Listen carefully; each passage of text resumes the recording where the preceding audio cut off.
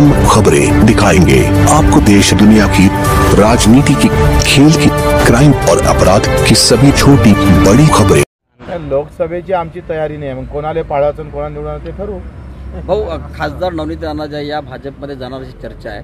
भाजपमध्ये गेल्यास आता काय न गेल्यासारखं आहे, काय न गेल्यासारखं काय, झेंडा टाकला म्हणजेच भाजपमध्ये गेले असं थोडं ते काय, त्यांचं अंतर्मन भाजपाचंच आहे पूर्ण।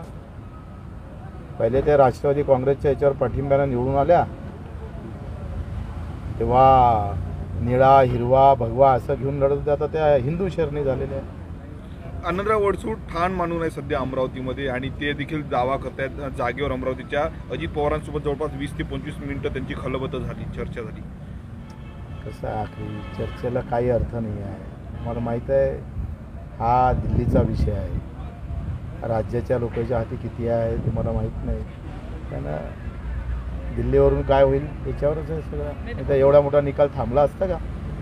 तुम्हाला काय वाटतं? कोर्ट जर थांबतं इथं या देशातलं तर काय राहिलं काय लोकशाहीमध्ये, जिवंत काय? अडसुळ्यांना जर उमेदवारी मिळाली तर तुम्ही त्याच्यासोबत असणार आहे, कारण तुम्ही एकनाथ शिंदेसोबत गेलेले होते। मी आताच कसं काय सांगणार आहो, मी काय असं काय ग्रामपंचायत सरपंच किंवा काय म्हणते सदस्य गावातला आम्ही सांगू ठरवू, अगर जो बताएंगे वो उसमें कुछ रिजल्ट भी आना चाहिए ना, रिजल्ट येऊ असं करू। तर पुढचा खासदार हा कमळावरचाच असेल असं भाजपचं म्हणणं आहे, नेमकं काय म्हणाले? भाजपला लहान पक्ष, आता युवा स्वाभिमानातल्या त्या खासदार आहे, तर त्यांना आता लहान पक्ष संपवायचा आहे। युवा स्वाभिमान एवढा मोठा चांगला पक्ष ते आता संपवणार आहे, ते भाजपमध्ये त्यांना घेऊन तो युवा स्वाभिमान, आता त्यांचा स्वाभिमान मारल्याने गेला पाहिजे, त्याची काळजी बीजेपीने घेतली पाहिजे। यापूर्वी तुम्ही बोलले लहान पक्ष संपवते भाजप, आम्हाला संपवण्याची ताकद नाही।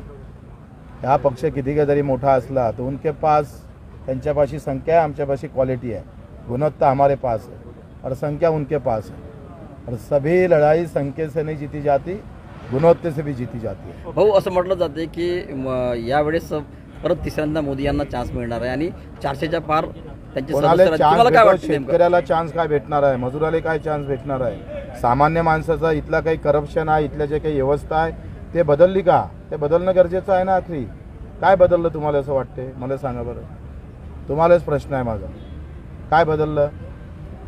काँग्रेसचे रस्ते झाले म्हणजे बदललं काय?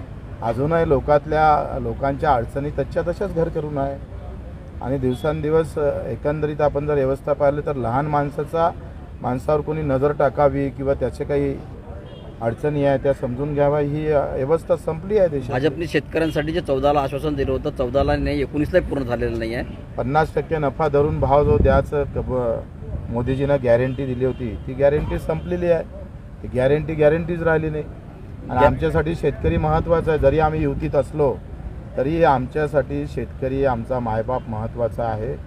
आमचं सगळं पानदान वाढलं झालं तरी चालत, पण शेतकरी, शेतमजूर, गोर गरीब वंचित जे काही असेल त्या लोकांबद्दल सरकारची आस्था, तुम्ही सांगा।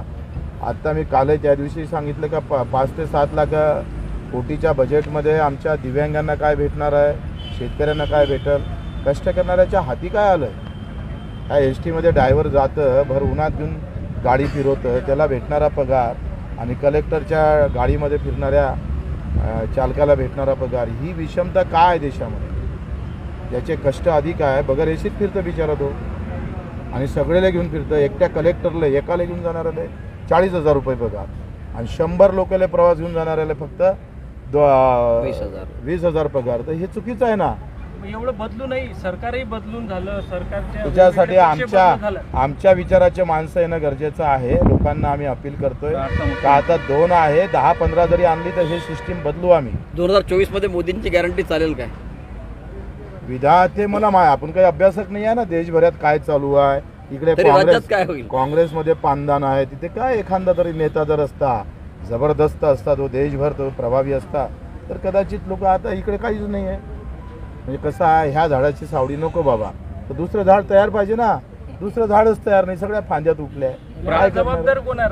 राजकारणातलीच लोक आहेत ना याला जबाबदार? आता विरोधी पक्ष लोकांनी काय झालं, लोकांच्या मानसिकता थोड्या त्याच्यावर कारणीभूत आहे। आखरी संघर्ष कोणाला नको आहे, बगैर संघर्षाचं राजकारण व्यवस्थित कसं चालू राहील ही व्यवस्था आहे। संघर्ष कोणाला पाहिजे? तुम्हाला तरी पाहिजे काय? तुम्ही इच्छा इथं अमरावतीतल्या न्यूज करा, तुम्ही जाता काय मेळघाट एखाद्या वेळेस जा वर्षभरातून, बरोबर आहे का नाही? खोटं नाही बोलत, खरं खरंच सांगा. तुम्हाला इथं दिला आमच्यासमोर टेंबो उभं करते. प्रहारचा मुख्यमंत्री झाल्यावर व्यवस्थापन. इस वीडियो को लाइक करें, हमारे चैनल को सब्सक्राइब कर बेल आइकन जरूर प्रेस करें